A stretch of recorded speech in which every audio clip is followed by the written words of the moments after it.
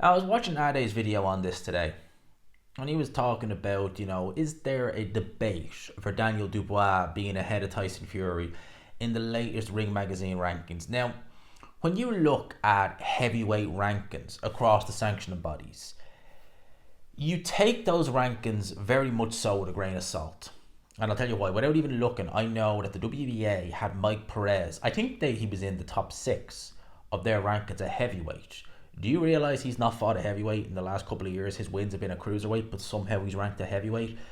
When Daniel Dubois got his crack at the regular, I know I'm picking up the WBA, but it happens to all of them. When Daniel Dubois got his crack at the regular WBA champion Trevor Bryan back in 2022, he got put into that position by beating Bogdan Dinu, who I believe was ranked number two by the WBA. Number two, I think he was number two by the WBA at the time. He was certainly very, very high up the rankings, and he'd beaten two absolute nobodies. That warranted that prestigious number two rank by the WBA, didn't it? When you look at their rankings, you're always like, well, like the WBO. Moses Atelma is ranked very highly there. Frank Warren, WBO, they go hand in hand. You tend to see Queensberry fighters be ranked highly by WBO. They tend to fight for a lot of WBO international titles, and many oftentimes that's the world title they go for. And you see it across the sanctioning bodies. Some are a little bit more highly ranked with the WBC than they will be with the others, so on and so forth. So when you look at heavyweight rankings throughout the sanctioning bodies, it's not an indication of who is the best. They're not ranking people by who they think this is the best. It's a lot of things that go into it. When the Ring Magazine released theirs, that's a more accurate guide. And obviously with some weight divisions, they have a Ring Magazine champion. With some, they don't. They normally reserve that for number one and number two. Whenever they fight, there you go, we have a Ring Magazine champion. Now, they've released their rankings, and they go as follows. Alexander Usyk is the Ring Magazine champion, so he is the champion, he is the man. They've number one, they've Tyson Fury. Number two, Daniel Dubois. Number three, Joseph Parker. Four, Zhilei Zhang. Five, Ajay Kabayel. Six, Martin Bakole. Seventh, Anthony Joshua. That's a really big fall down. I think he was in the top three, was he not? Top four, top five, thereabouts. Filip Hrgovic there at number eight. F.A. Jagba, number 9, and Justice Hooney in there at number 10. Now, you could nitpick these rankings if you want. Some would argue that Zhilei Zhang losing to Joseph Parker and then beating Deontay Wilder shouldn't put him ahead of Ajay Kabayel, who beat both Arslan Bekmambetov and Frank Sanchez, who were both undefeated at the time. You definitely can look at these rankings and say, I don't know. But the big debate is Tyson Fury, Daniel Dubois. I don't think anyone would have an issue with Joseph Parker being ranked number 3, wins over Zhilei Zhang, who's below him, and Deontay Wilder, who's not even ranked there, nor should he be, back-to-back losses, and his only win in the last 2 years was Robert Helenius. Prior to that, his last win was Luis Ortiz, that had any great significance to it, really. Bakole ahead of Joshua? Yeah, definitely.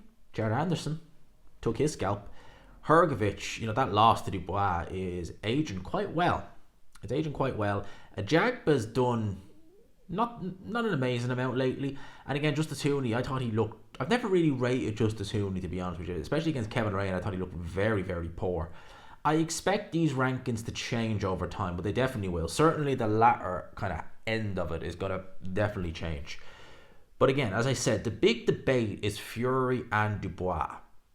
I think Addy was kind of like hinting, should Dubois be ahead of Tyson Fury? And let's just go and compare both guys' respective resumes. Now, I know on BoxRec, they actually have Daniel Dubois ahead of Tyson Fury. The BoxRec top 10 is interesting, actually, because, well, I say interesting. I mean, interesting to an extent. They got Usyk number 1, Dubois number 2, Fury 3, Kabayel 4, Joshua in there at number 5, ahead of Martin Bakole, and Joseph Parker, funny enough, because that's a strange one. The BoxRec is never the most accurate. Michael Hunter, God knows what he did to be put in there at number 8. Filip Hrgovic 9, Zhilei Zhang 10, ahead of the likes of F.A. Jagba, Frank Sanchez, Dylan White. Dylan White is ahead of Otto Wallin. I mean, that win over Christian Hammer, I mean, that's really...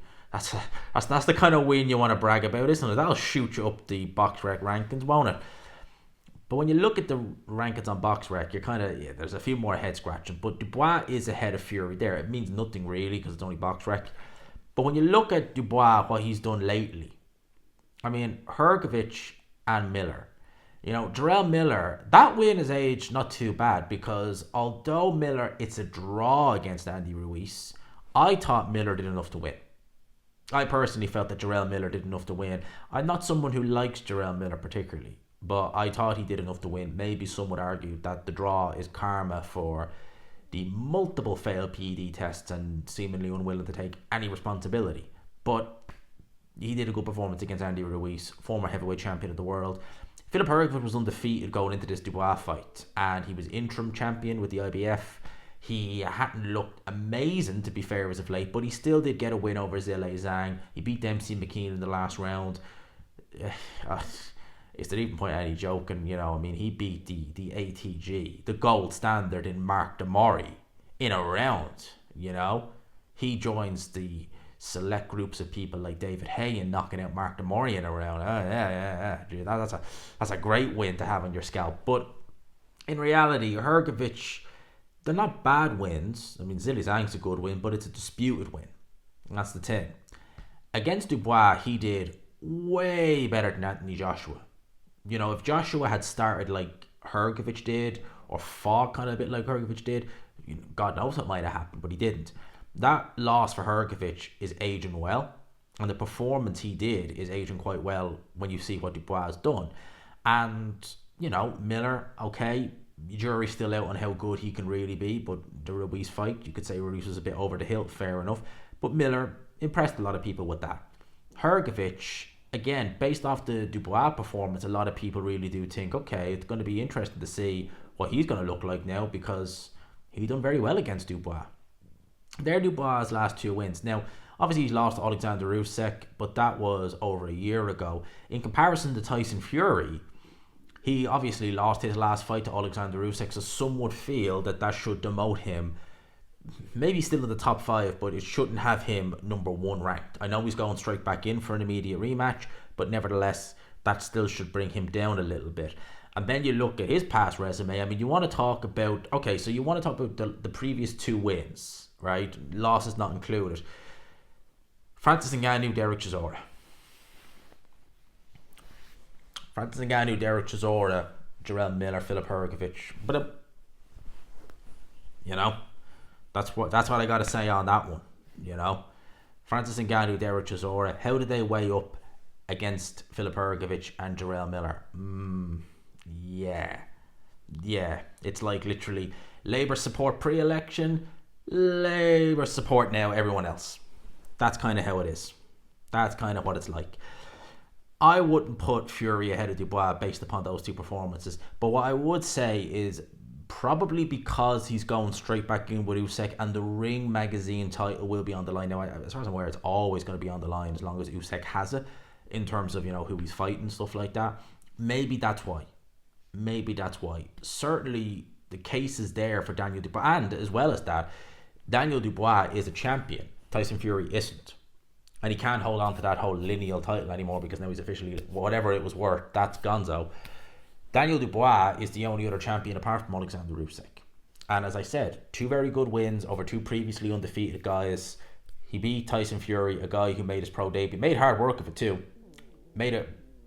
Fought a guy who was making his pro debut, made hard work of it, and then fought an ancient Derek Chisora. And people could say, oh, well, you know, Derek Chisora's gone on to beat Joe Joyce. Well, yeah, he did go on to beat Joe Joyce. He struggled to the win, but he beat him nonetheless, even though he did drop Joe Joyce. But Derek Chisora and Joe Joyce, they both seen better days. It's not like he went in there and took the scalp of an undefeated prospect that people were highly ranking.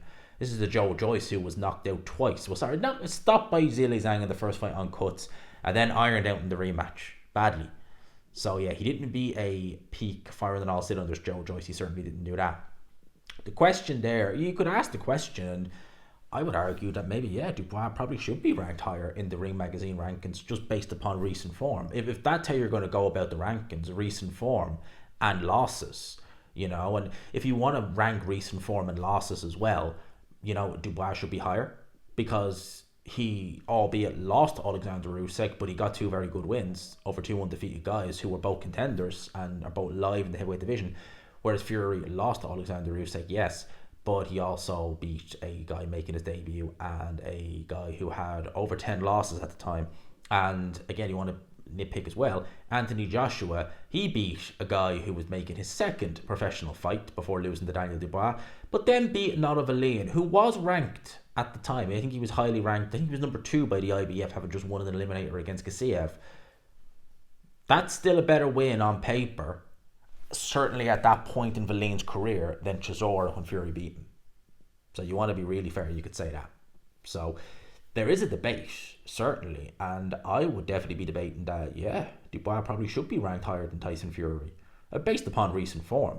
You know, people are going to say, oh, but he really did beat Alexander Usyk. You know, some of his fanboys are still claiming. I seen a guy, it was my video I did yesterday on Don Charles, saying that that Usyk was headbutting Fury. Yeah, Usyk and Fury, the heads are so close together, and yeah, I seen countless headbutts by Alexander Usyk. You know, I mean, it just goes without saying. I mean, the Fury fans will really chuck anything. I mean, it's honestly, I've never seen anything like it. I never really got the Wilder fans that much, you know, in terms of when, you know, I was criticising Deontay Wilder. The channel was a lot smaller back then. But the Fury fans, when you read, you're just like, what on earth are you coming out with? It's absolutely, honestly, it's mental. It really is. But there's definitely a debate to be made. Let me know your thoughts. Would you have Dubois higher than Tyson Fury in the Ring Magazine rankings? Because a lot of people would say the Ring Magazine rankings are the ones that really count. They're the ones that really matter because they'll rank champions. They have the Ring Magazine champion and then everyone else. They're the ones that really count. Let me know your thoughts in the comment section below. I hope you enjoyed the video, people. Smash the like button if you could, and subscribe, of course, if you haven't already. Peace.